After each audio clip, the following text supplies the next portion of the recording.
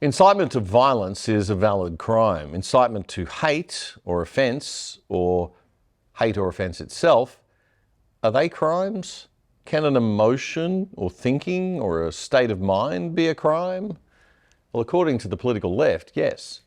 And they've made no bones about encroaching slowly on the right to freedom of speech and thought in recent years in the UK and Australia and other parts of the formerly free West.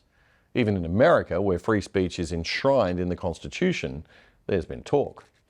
It's time now that we seriously push back on all of this while we still can. Freedom of speech is the fundamental freedom. You lose the right to speak freely and all other freedom is lost. Even laws restricting incitement to actual violence can be dangerous if not managed carefully by the police and our courts. We need to tread very carefully as the Orwellian overreach we're seeing in the increasingly authoritarian state of the UK should be teaching us all this week. For example, what if someone makes a hyperbolic overstatement meant metaphorically? Like, I don't know, I wish someone had chopped that bloke's head off. Irresponsible, yes, but if you didn't mean it literally, it is not incitement to violence. And then who gets to decide? That's the issue. I don't know about you, but those very polite, well-educated lawyers in gowns sitting on the bench in the UK courts locking young men up for 3 years for social media posts, they don't impress me with their good judgment or common sense. And if our law schools here in Australia are any indication, as the University of Queensland Professor of Law James Allen told me on this show last year, in 25 years the Australian courts are going to be filled with left-wing educated judges, not in the slightest bit hesitant to let their political bias influence them, justifying it later on with the rule of law somehow and legalese that sounds very balanced and fair, intelligent, scholarly and well considered, but which is actually stacked in one political direction, theirs. It's where all this can lead that's the worry. It's the slow burn, the loss of our liberty by gradual encroachment, the creeping arm of the state, slowly, bit by bit, incrementalism. Communists love incrementalism, a point made quite clear by Joe Rogan on his show this week. Even if you say, yeah, well, people shouldn't tweet hateful things. I agree. They shouldn't. But who's to decide what is a hateful thing? That's the problem. It's That's subjective. the problem. It's very subjective. And it still shouldn't be a crime. And in our lifetime, we've seen that get moved, right? So it used to be if a guy thought he was a woman and his name was Doug and you grew up with Doug and all of a sudden Doug wants to be called Debbie, if you call him Doug, it's no big deal. Like, yeah, maybe you're being rude to call him Doug, but it's not a hate crime, okay? Well, now a lot of people think it's a hate crime, and that got you banned from Twitter for life. So if you dead named someone on the old Twitter, you are banned for life. Dead name, not even making up a name. You can call him an idiot. You can call someone an idiot. Okay, forget about a man in a dress. Maybe that's a problem. But if you call like a regular guy an idiot, you stupid fuck, fine, no problem. But if you call Doug, you will get banned for life. Okay, that's the new hate speech. That's crazy. Now, if that keeps going, that didn't exist before. If that keeps going, maybe you can go to jail for calling him Doug. Maybe they think it's okay to put you in jail because you violated their hate speech laws. Conservative politicians in the UK, and I mean the truly conservative ones, not the wets in the party that has that name, they're worried. Newly elected deputy leader of the Conservative Reform Party, Richard Tice, had this to say on the UK's Talk TV this week about Keir Starmer's approach to all of this in his first month as Prime Minister. What Starmer is doing, he is creating a sort of police state where people are now terrified what they put on social media. I'm starting some of my tweets, slightly ironically, just to wind a few people up. If this is true, ... in recognition of a lady who put out a tweet that was turned out to be erroneous, and she put, if this is true, ... and yet she's still been arrested. Free speech is now seriously under threat on social media because of the sense of fear that is being created. And what they're actually trying to do is to suppress and to label and to smear anybody who wants to talk about difficult, sensitive issues around immigration, be it legal or illegal. This is going to get a lot worse over the coming months, based on what we've seen just in the first few weeks. You are going to see changes to the online safety laws And what we've seen in Scotland will be coming down to England, I fear, with sort of hate crime legislation online. And this is, as I say, it is a way of suppressing debate about sensitive, really strategically important issues for the country. But the last thing the Labour Party wants to talk about, which is how do you stop the boats? How do you stop the illegal migrants coming over? Over 800 in just the last 2 days alone. Deputy Leader of the UK's Reform Party, Richard Tice, on UK Talk TV this week. Another reason we allow mean, horrible speech is that if we can't hear the disgruntled among us, how do we know to be wary of them and to criticise them back? And how do we know that people are that angry in the first place and to try to do something about it if we're in power? Riots and revolutions don't come because people have access to social media.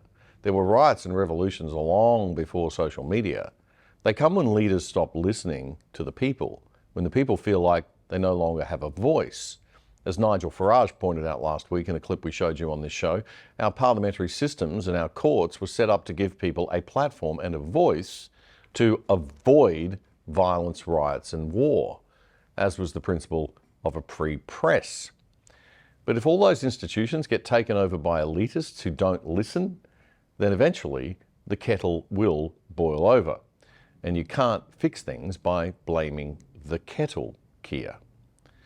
As I said on the show last week, or Elbow, by the way, as I said on the show last week, there are real underlying problems here. We need to be able to have discussions about immigration, because if we don't, we then fuel racism. You can't just shut down debate because you don't like it and then get upset when the extremists, the real racists, hit the streets and get violent. You want to avoid an all-out civil war? You need government that listens and institutions that people have respect in and feel heard by. So I ask those of you watching who think that to criticise Islam or Islamic states is automatically Islamophobic, or that to criticise Judaism or Israel is automatically anti-Semitic, and those who want to debate about our heritage and culture just immediately shut down, I ask you whether a discussion like this one, featuring the erudite scholar Peter Hitchens several years ago, should be shut down because it might offend someone. I would not want this country to be a Muslim country because I would not want it to be subject to Sharia law. I don't like the Muslim attitude towards women.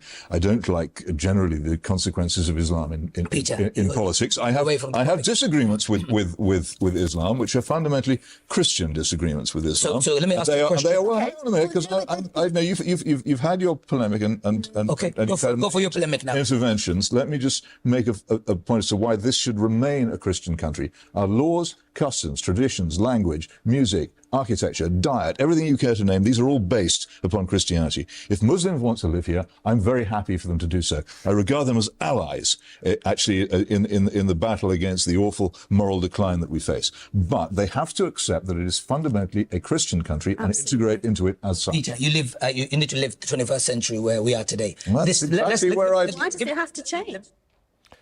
Was that hate speech? Was it Islamophobic? Of course it wasn't. So let's be very, very, very careful with any kind of disinformation and misinformation laws. In fact, let's forget the idea of them altogether, and let's get rid of the E-Safety Commission. And this is where I would strongly criticise Peter Dutton. Peter Dutton's role is to be the leader of the opposition, and he's shown a lot of strength lately in standing up on some major and important issues. But Peter Dutton needs to go a step further and be loud and clear and definitive about the fact that he will shut down the E-Safety Commission, even though it was the Liberal Party that set it up. It has failed. It was set up as a children's E-Safety Commission. It has become a dominant, intrusive organisation now that's prying on adults, and we need to shut it down. It needs to go.